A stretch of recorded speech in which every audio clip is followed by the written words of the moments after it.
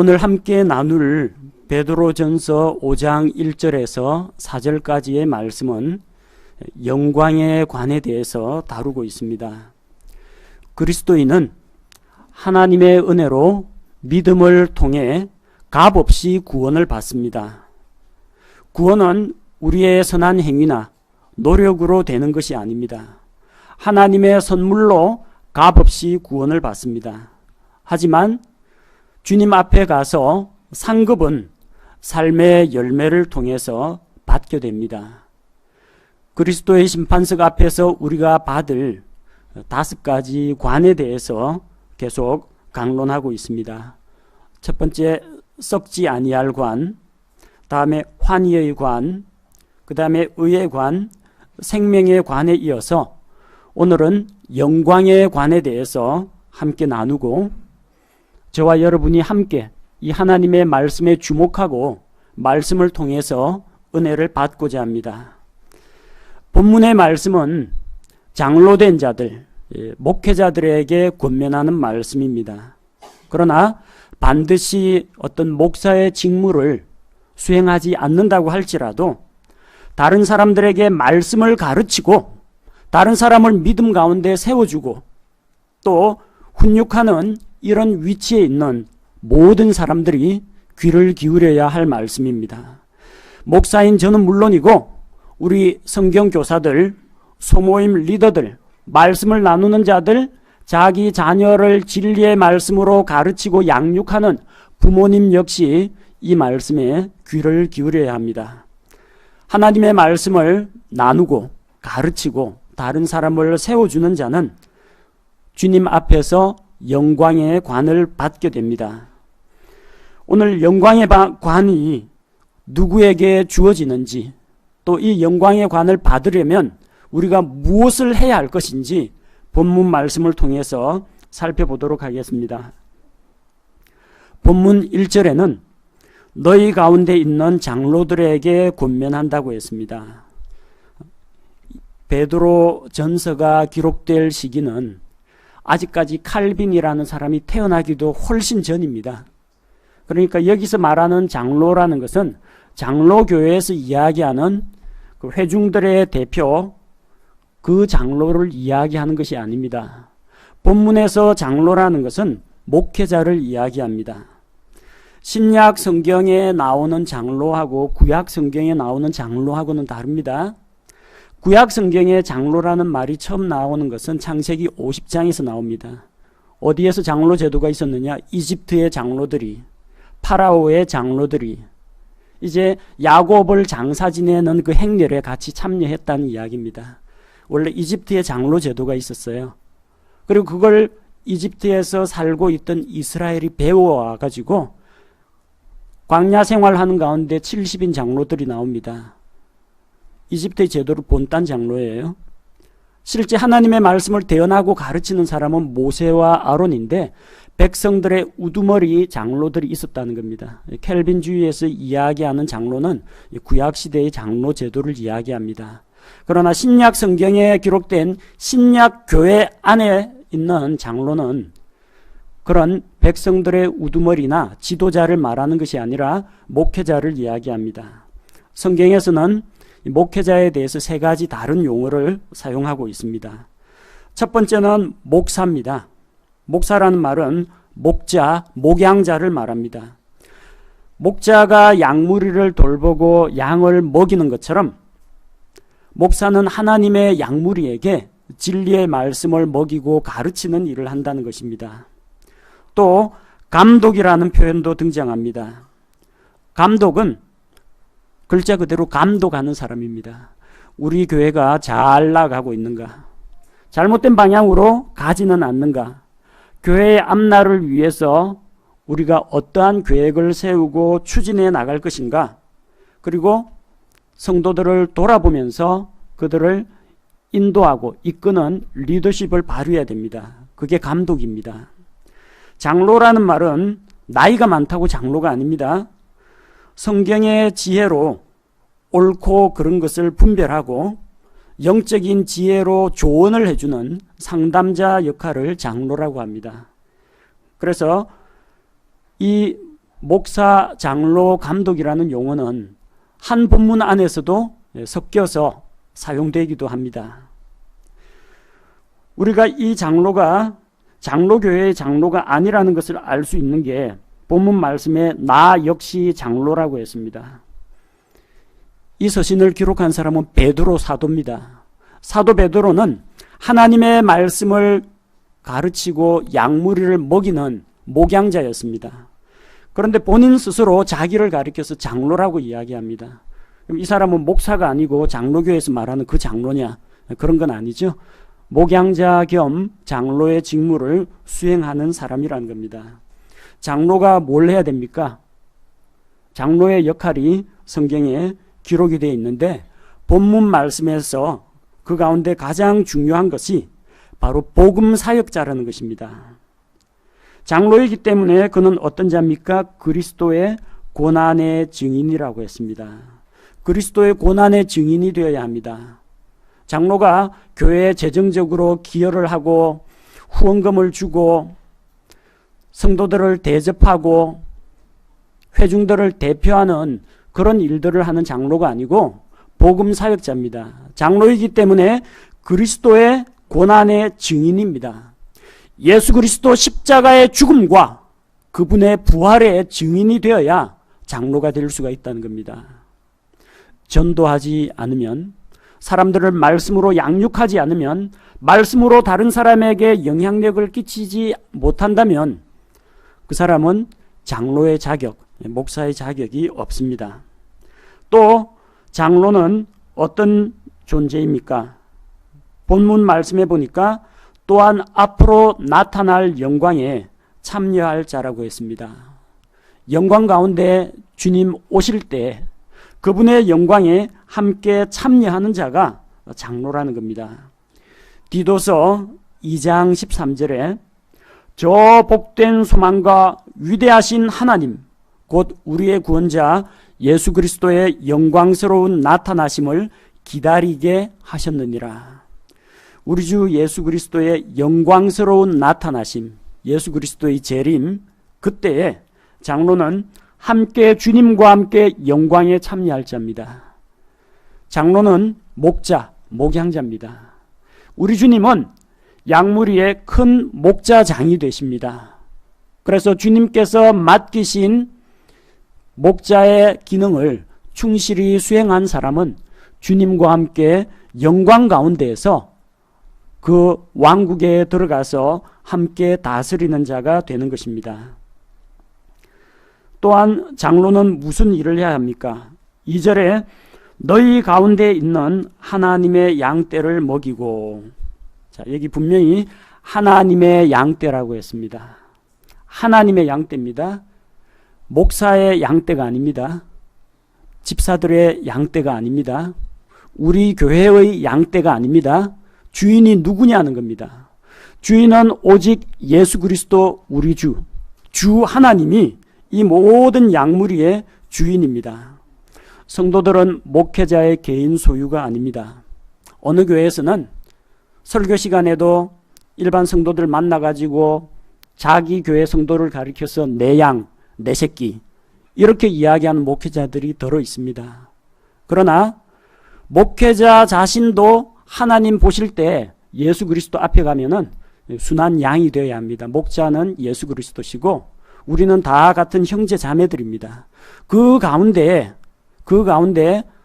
주님께서 특별히 은사를 주셔서 가르치고 말씀을 분별하고 지혜로 권면하는 은사를 주셔서 각 교회마다 목회자를 세우신 겁니다. 그래서 목자장은 예수 그리스도시고 저는 주님의 부르심을 받아가지고 목양의 기능을 수행하는 자에 불과합니다.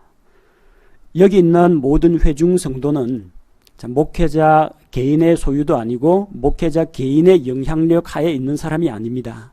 모두 다 주님의 양물입니다. 하나님의 양떼입니다. 하나님 거니까 난 책임 안 진다 그런 이야기가 아니고요. 주인은 하나님이시고 저는 청지기로서 맡은 바 일에만 충실하게 충성을 하면 됩니다.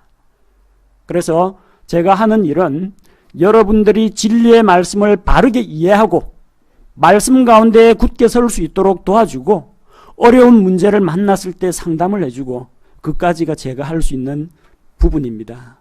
저는 여러분을 변화시킬 능력이 없습니다. 제 말솜씨로는 여러분에게 감동을 심어줄 수가 없습니다. 그러나 하나님께서 주신 이 말씀이 여러분에게 믿음을 심어주고 이 말씀이 여러분에게 감동을 주고 여러분을 변화시키는 그 힘이 된다는 겁니다. 저는 말씀의 전달자입니다. 제가 변화시키는 게 아닙니다. 말씀이 변화시킵니다. 만약 그 하나님의 말씀에 이 개개의 양들이 복종하지 않으면 어쩔 수가 없는 것입니다. 그거는 목회자의 책임이 아니고 말씀을 받아들이느냐 거부하느냐 각 사람의 책임이라는 겁니다. 구원받은 우리 성도들은 하나님의 소유가 되었습니다. 예수 그리스도께서 피로 값주고 사신 성도들입니다. 여러분을 구원하는데 제 피는 한 방울도 들어가지 않았습니다. 오직 예수 그리스도의 보배로운 피만이 여러분을 구속하고 여러분을 살 수가 있습니다. 그래서 여러분은 주님의 것입니다. 우리 주님께서 말씀하십니다. 양떼를 돌보아야 한다고 말씀하십니다. 하나님의 양떼를 먹이고 감독하라고 했습니다. 본문 말씀은 양떼를 먹이라 라고 이야기하셨지 양떼를 먹으라 라고 말씀하지 않았습니다. 목회자는 양떼를 먹이는 겁니다. 풀을 베어오든지 양무리를 초장으로 데려가든지 어쨌든 먹여 살려야 됩니다. 양을 잡아 먹으라고 양 주신 거 아닙니다. 주님께서 베드로에게 뭐라고 말씀하셨습니까? 내 양을 먹이라 이야기하셨죠. 요한복음 21장 15절에 이처럼 그들이 먹은 뒤에 갈릴리 바닷가에서 7 제자가 다시 물고기 잡는 생활로 돌아갔을 때 새벽에 주님께서 나타나셨습니다. 그들을 위해서 상을 베풀어 주시고 다 먹고 나서 예수님께서 시몬 베드로에게 이르시되 그 베드로가 바로 이 베드로전서 기록한 베드로입니다. 시몬 베드로에게 이르시되 요나의 아들 시몬아 내가 이것들보다 나를 더 사랑하느냐 하시니 그가 그분께 이르되 베드로의 고백입니다. 주여 그러하나이다. 내가 주를 사랑하는 줄 주께서 아시나이다 하매 그분께서 그에게 이르시되 내 어린 양들을 먹이라 하시고 잘 보세요. 내 어린 양들을 먹이라 라고 되어 있지 먹으라 라고 되어 있지 않습니다. 목자의 가장 중요한 기능은 양을 잡아먹는 것이 아니라 양무리가 잘 먹고 성장할 수 있도록 부지런히 말씀의 꼴을 영적인 양식을 제공해 주는 것이 어뜸가는 역할이라는 겁니다. 양떼를 먹이니까 목사입니다. 근데 본문 말씀에서는 장로들에게 권면한다고 했죠. 장로가 목사라는 이야기입니다. 목회자를 이야기하는 것입니다. 사도행전 20장 28절에서도 사도 바울이 밀레도에서 에베소 지역에 있는 장로들을 불러 모아가지고 마지막으로 고별 설교하는 내용입니다. 그러므로 너희 자신과 온 양떼에게 주의를 기울이라. 성령님께서 너희를 그들의 감독자로 삼으사 하나님의 교회 곧 그분께서 자신의 피로 사신 교회를 먹이게 하셨느니라. 본문 말씀도 마찬가지입니다. 에베소 지역에 있는 장로들을 불러 모았습니다. 그런데 너희를 그들의 감독자로 삼으셨습니다. 그리고 주님의 피로 사신 교회를 먹이게 목양의 기능을 맡겼습니다. 그러니까 장로가 목사요. 곧 감독이라는 말씀입니다. 하나님께서 그 장로들에게 감독들에게 목사에게 부탁하신 내용이 자기 피로 사신 교회 성도들을 영적으로 먹이는 이 일로 부르셨다는 것입니다. 따라서 목회자는 성도들을 속이거나 갈취하거나 헌금을 강요하거나 성도들에게 어떤 육체적인 노동 봉사를 강요하거나 그런 위치에 있는 사람이 아니라 오히려 성도들에게 부족한 것이 무엇인지 분별하고 채워주는 역할을 해야 한다는 것입니다. 양떼들로부터 존경을 받기 위해서 목양자가 있는 것이 아닙니다. 양무리를 섬기기 위한 종으로서 목양자가 있는 것입니다. 목사뿐만 아니라 다른 사람도 마찬가지입니다. 소모임 리더를 세운 이유가 무엇입니까? 그 소모임 구성원들 섬기라고 세운 겁니다. 내가 리더고 내가 두목이고 대장이고 너희는 다 내 부하 쫄따구다. 이런 개념으로 세운 게 아닙니다. 여러 사람들이 있는데 함께 하나님의 말씀도 나누고 의논도 하는데 중구난방 이 사람 이 말 저 사람 저 말하면 무질서합니다. 누군가는 중심을 잡고 모임을 인도해야 됩니다. 잘못된 이야기나 하나님의 말씀에 대한 불신이나 이단 교리가 나오면 이 끊어주는 역할을 해야 됩니다. 그러라고 소모임 리더가 존재하는 겁니다. 물론 그렇게 열심히 잘 일하면 구성원들로부터 존경을 받습니다. 하나님으로부터 인정을 받습니다. 사람들에게서 칭찬을 받습니다.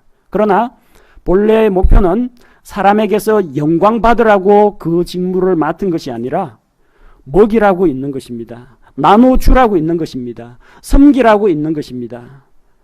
때로는 좀 깝깝한 사람도 만나고 또 때로는 말 안 듣는 사람을 만날지라도 그런 부분에서 목자가 양을 돌보는 그런 자세로 돌보라고 이런 영적 지도자를 세우는 것입니다. 자, 먹이는 것 말고 또 한 가지 더 해야 될 일이 있습니다. 어떤 일을 해야 합니까? 양떼를 먹이고 감독하되, 감독도 해야 됩니다.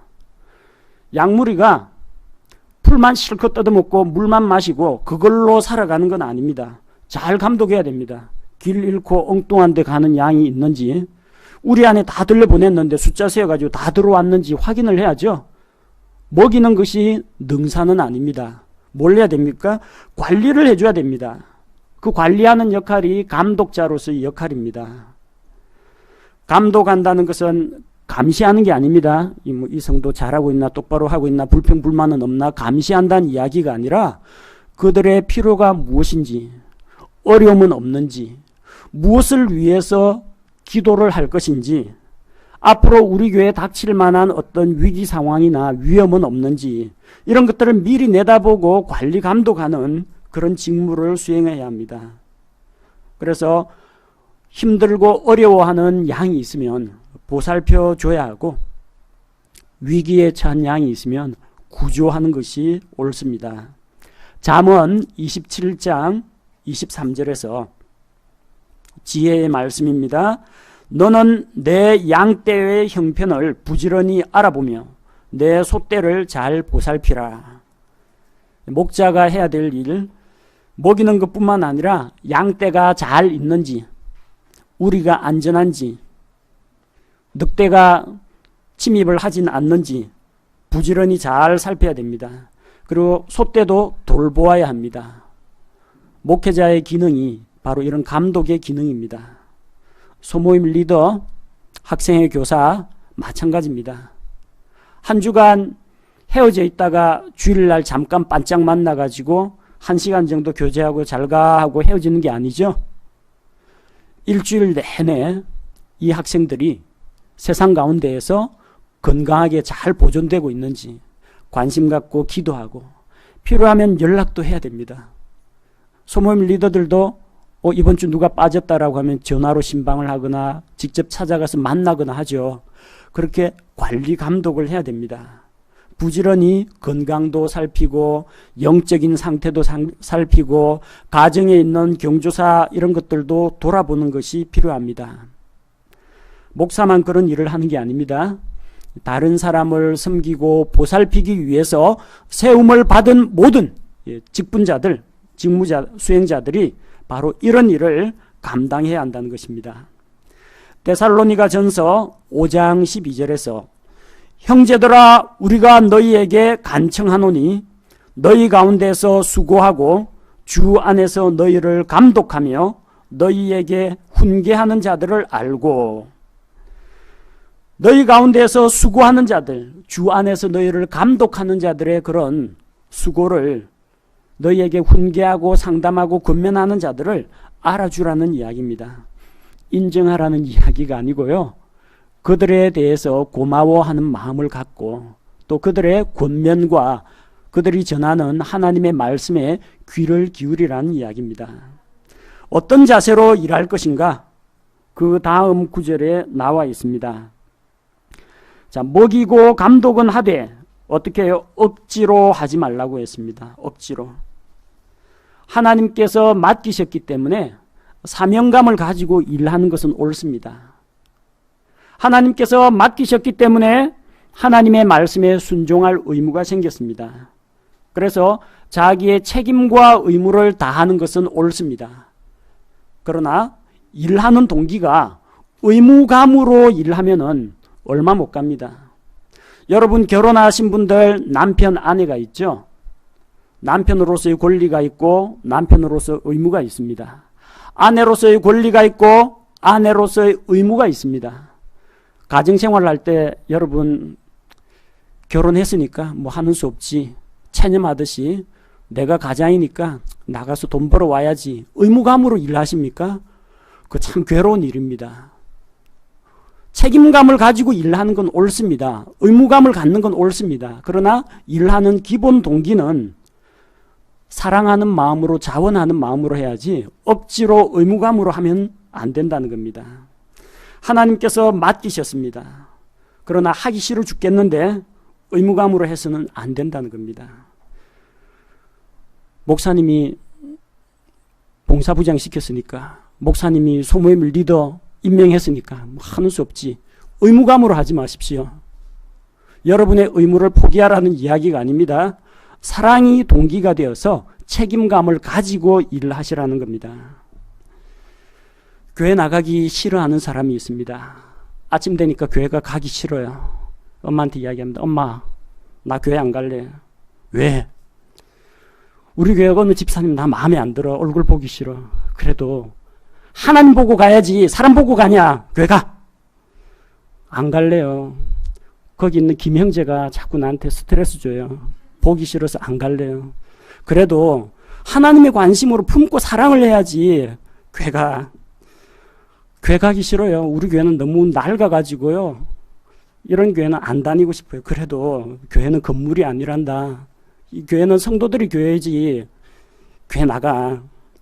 교회 가기 싫어요. 우리 교회는 재미가 없어요. 쇼 오락 프로그램도 없고 매 가면 성경 말씀에다가 설교하고 말씀 나누기만 하니까 재미가 없어서 못 가겠어요.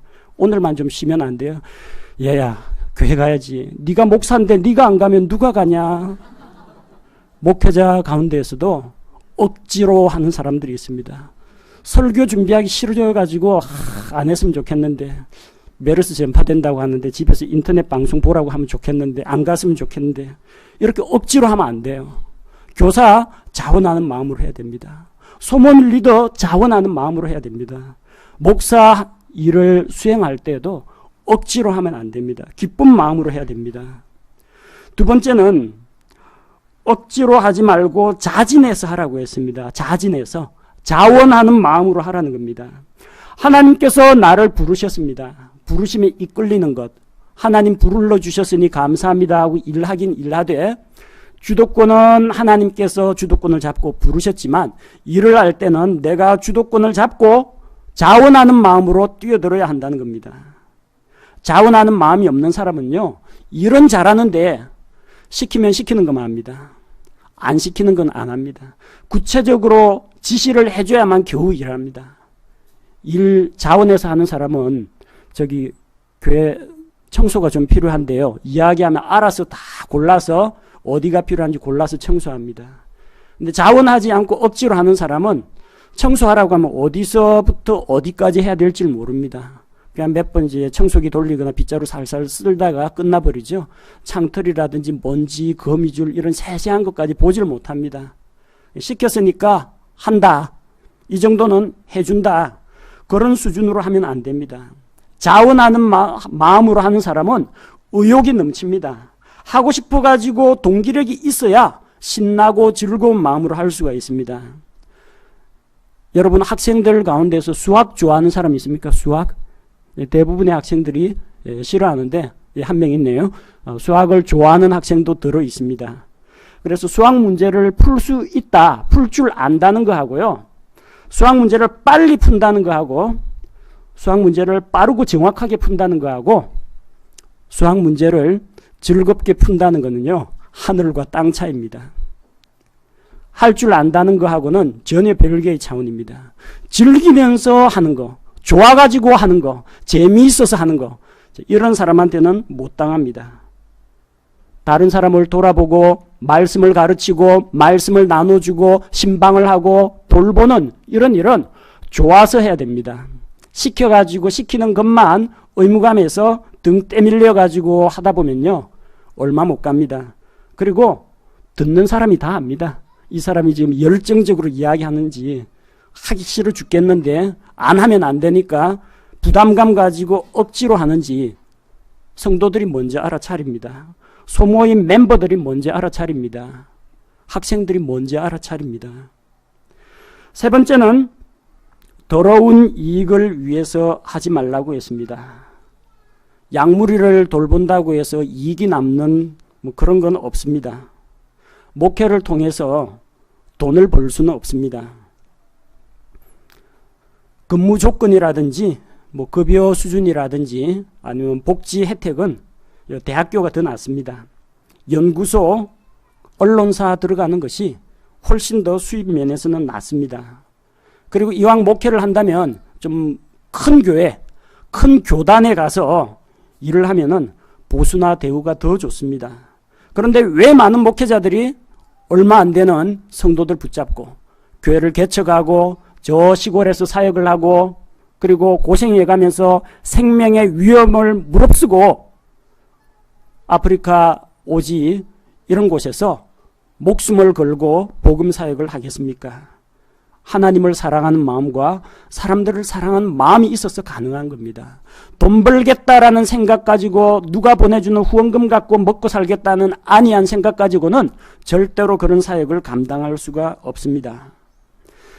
목회는 대가를 바라고 하는 일이 아닙니다. 저 역시 개척 사역을 할 때는 교회로부터 지원이나 급여를 받은 적이 없습니다. 오히려 벌어가지고 교회에 필요한 것들 충당하고 성도들에게 투자하는 일에 사용했습니다. 목회자가 돈 벌려고 하면 그때부터는 타락하기 시작합니다. 초심을 붙잡아야지 목회자가 돈에 욕심을 가지면 교회가 망하는 지름길입니다. 목회자 돈이 어디서 나오겠습니까? 성도들이 하나님께 감사함으로 자원함으로 헌신함으로 드리는 바로 그런 예물들에서 나오는 겁니다. 목회로 돈 벌려면 성도들을 쥐어짜야 됩니다. 속여서 갈취해야 됩니다. 저기 무슨 TV 부흥사 이런 사람들처럼 방송에 나와가지고 자기가 축사한 이 물을 마시면 병이 낫는다라든지 아니면 자기가 안수기도한 손수건을 얼마에 팔 테니까 사가라든지 아니면 전화 상담해 주는데 후원금을 보내라든지 이런 식으로 돈에 욕심을 들이는 순간 이미 그 사역은 예수 그리스도의 사역이 아니라 만몬의 사역입니다. 돈을 벌기 위한 사역이 되어버립니다. 목회로 돈 벌 수 있는 방법은 두 가지밖에 없습니다. 한 가지는 출석하는 교인들 숫자를 늘려야 됩니다. 숫자를 늘려야만 교회 재정이 넉넉해지고 그래야 목회자한테 조금이라도 떨어지는 게 있습니다. 그러다 보면은 말씀의 진리를 바르게 가르치지 못합니다.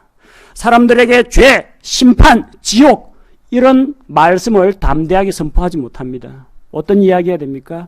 잘 된다, 복 받는다, 만사 형통한다 이런 거짓 복음을 전해야 되는 겁니다. 평안이 없는데도 불구하고 평안하다, 평안하다 이런 엉터리 복음을 전해야 되는 겁니다. 하나님의 말씀하고는 아무런 관련 없는 긍정적 사고 이런 것들이나 전하고 말하는 대로 된다, 믿는 대로 된다, 보는 대로 된다, 생각하는 대로 된다 이런 심리학적인 기법이나 사용해서 말씀의 진리가 아닌 엉뚱한 것들을 가르치게 됩니다. 또 사람들을 끌어모으려고 하면 어떻게 해야 됩니까?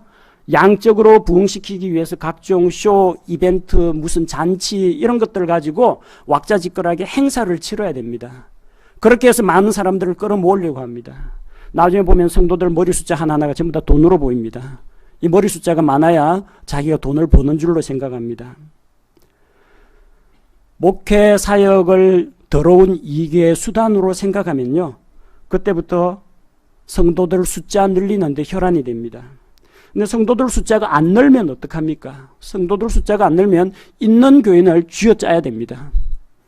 여러분 저기 생선 요리 위에다가 그 오렌지, 레몬 즙 짜보셨죠? 짜도 안 나오는데 앞찾기에 넣어가지고 쥐어짜면은 몇 방울 더 떨어집니다. 나올 데가 어디 있습니까?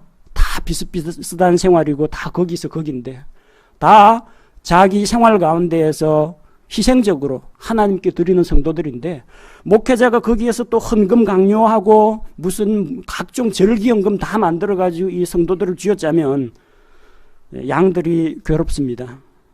출석하는 교인들에게 헌금을 강요하면 드릴 것 없는 가난한 성도들이 상처를 받을 수밖에 없습니다. 그게 바로 양을 먹이는 게 아니고요. 양을 잡아먹는 겁니다. 목회자는 더러운 이익을 위해서 양을 먹으면 안 됩니다. 오히려 양을 먹이는 자가 되어야 한다는 겁니다. 네 번째는 준비된 마음으로 하라고 했습니다. 먼저 하나님께 자신을 드릴 준비가 되어 있어야 합니다. 자신의 삶을 주께 온전히 드리고 헌신할 각오가 되어 있어야 합니다. 내가 이 말씀을 전하다가 욕을 듣든지 비판을 듣든지 혹은 상처받아서 누군가가 나를 떠나든지 거기에 상관없이 오로지 하나님의 진리만을 수호하겠다, 이런 각오가 되어 있어야만 할 수가 있습니다. 성도들을 위해서 자신을 내어줄 준비가 되어 있어야 합니다. 하나님의 말씀을 읽고 준비를 해야 됩니다.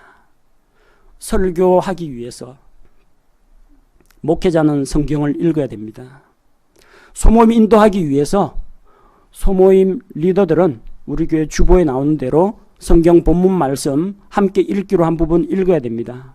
어디까지 암송하기로 했다? 암송 구절 암송하셔야 됩니다.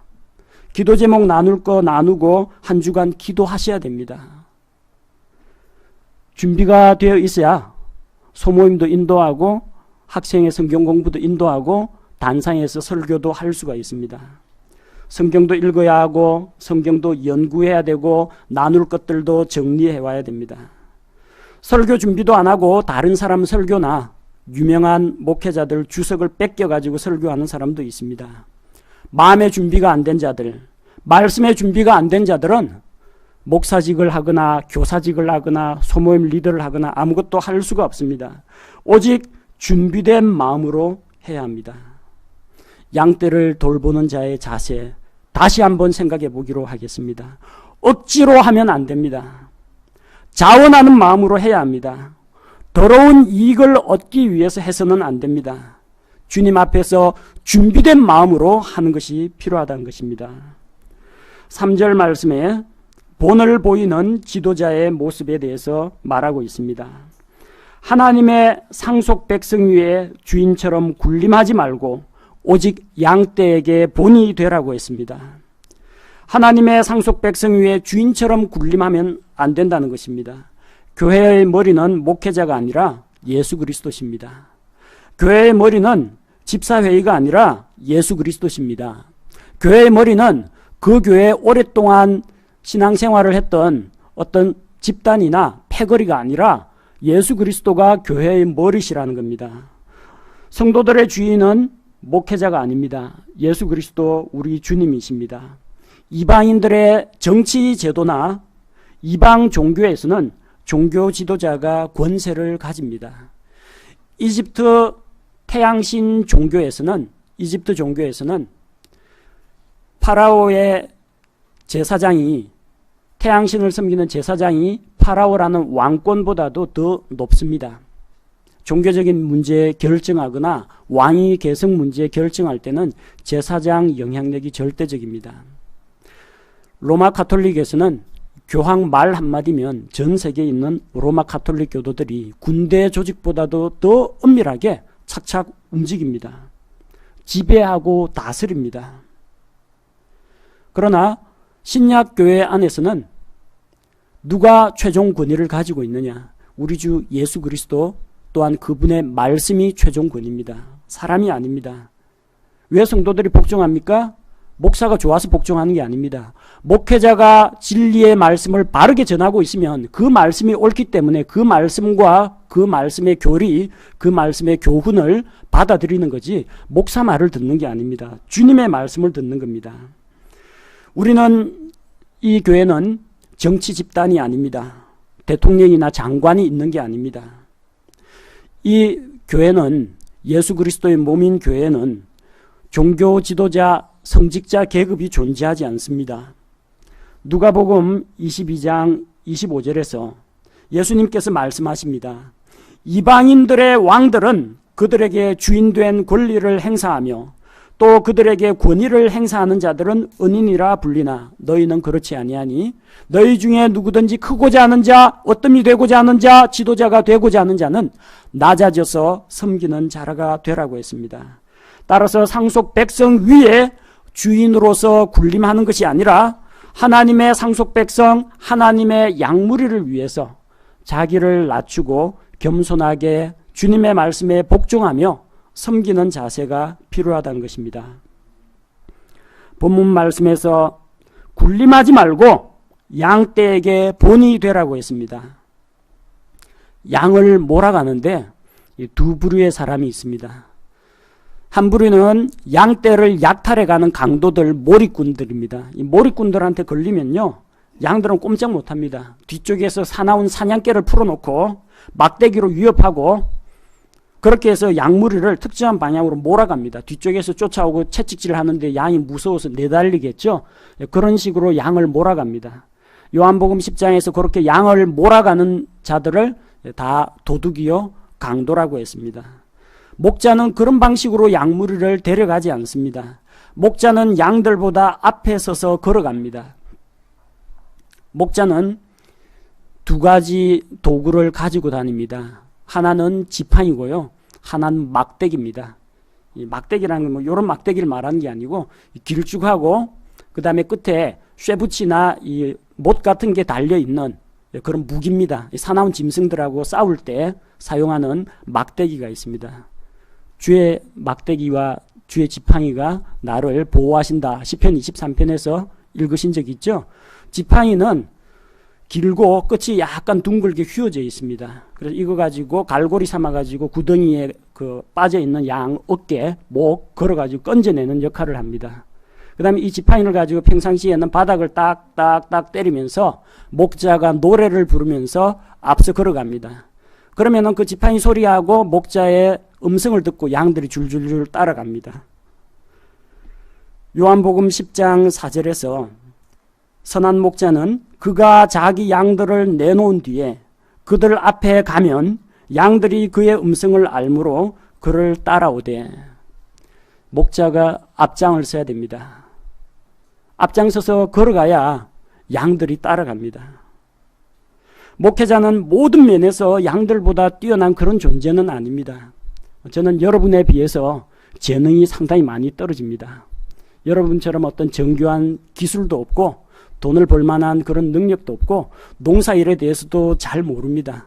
여기는 그런 각각의 분야에 대해서 베테랑들이 다 계신데 제가 할 줄 아는 거는요, 성경 말씀 읽고 분별해서 연구해서 가르치는 건 잘합니다. 그거 하나 잘하지 나머지는 제가 도덕적으로 완벽한 사람도 아니고 성격이 그렇다고 해서 다른 사람들 사교적이라서 모든 사람을 품어주는 또 그렇게 넉넉한 사람도 못 됩니다. 제가 할 줄 아는 거는 여러분보다 한 발자국 앞서가는 겁니다. 성경에 있는 모든 내용을 제가 모두 다 꿰뚫고 알고 이해하고 있는 것은 아닙니다. 그러나 여러분보다는 한 발자국 더 많이 안다고는 할 수 있습니다. 제가 모든 면에서 여러분보다 뛰어나진 않습니다. 다만 여러분이 아직 걸어가 보지 못한 그런 길에 대해서 제가 한 발자국 미리 먼저 걸어본 사람입니다. 그래서 목회자는 양들의 본이 되어야 하는데 목회자가 만능이란 이야기가 아닙니다. 적어도 말씀에 대한 이해와 분별력, 말씀에 순종하는 삶, 이 부분에 대해서는 다른 모든 성도들의 본이 되는 것이 필요합니다.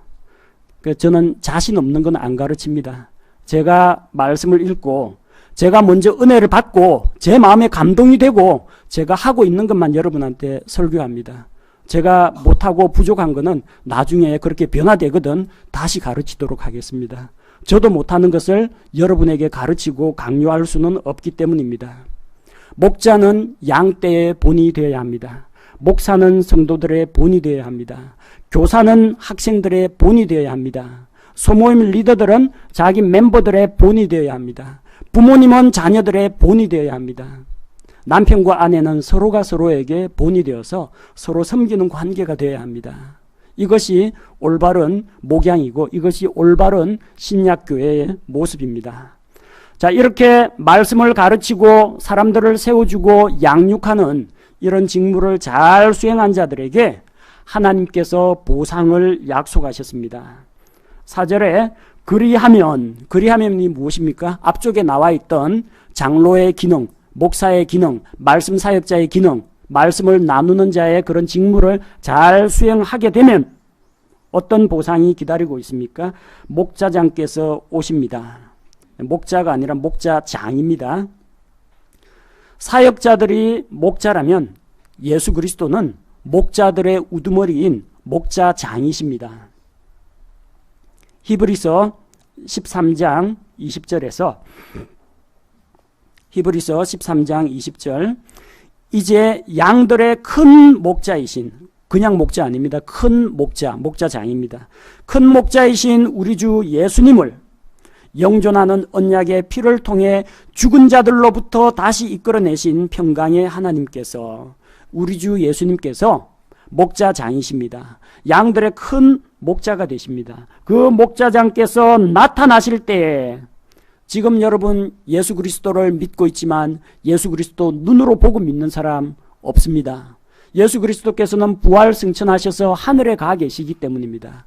그런데 그 예수님께서 내 마음속에 영적으로 계시지요, 마음의 눈으로 보지요, 이게 아니라 얼굴과 얼굴을 대면하여 물리적으로 신체적으로 반드시 다시 나타나신다고 약속하셨습니다. 그게 바로 예수 그리스도의 재림입니다.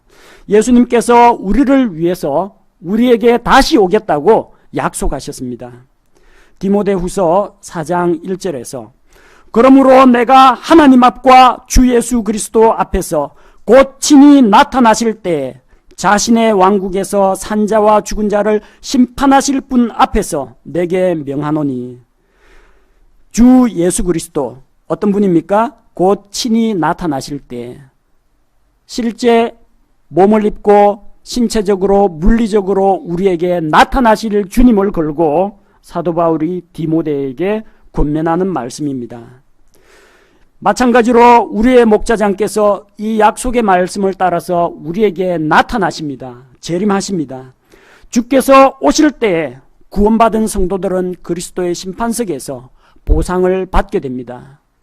이 땅에 주님께서 천년왕국을 세우실 때, 지상왕국을 세우실 때 도시를 다스리는 권세를 나눠주시고 영광을 얻게 하시고 작은 것에 신실한 자에게 더 많은 것, 더 큰 것을 맡겨 주신다는 것입니다. 그때 우리가 주님 앞에서 상을 받습니다. 사라지지 아니하는 영광의 관을 받습니다. 이 세상에 속한 것들은 모두 낡고 쇠하고 썩고 없어집니다. 우리 아들들 어릴 때 유치원 다닐 때 생일 축하하느라고 모자 만들어줬습니다. 생일 축하 꽃갈 모자 금박 은박 이거 휘 감아가지고 만들어줬는데 어디 갔는지 없습니다. 처음에는 뭐 여기저기 이가 빠지고 구겨지고 찢어지고 하더니 그 다음에는 아마 버린 것 같아요. 어디 갔는지 없어요. 관을 받기는 받았는데요. 생일날 잠깐 반짝하고 받았는데 몇 개월 지나니까 흔적도 없습니다. 그런 사라지고 없어지는 관이 아니고 사라지지 아니하는 관을 받는다는 것입니다. 세상에 있는 모든 것들이 다 사라지게 됩니다. 낡고 쇠하고 썩고 변하게 됩니다. 심지어 영원한 세계로 들어가기 전에 이 하늘과 땅도 불에 타서 정화가 되고 새 하늘과 새 땅이 창조가 됩니다. 그러나 그 와중에서도 그분께서 주시는 상급은 영원히 사라지지 않습니다. 다니엘 12장 3절에서 지혜로운 자들은 궁창의 광채같이 빛나고 많은 사람을 의로 돌아서게 하는 자들은 별들과 같이 영원 무궁토록 빛나리라.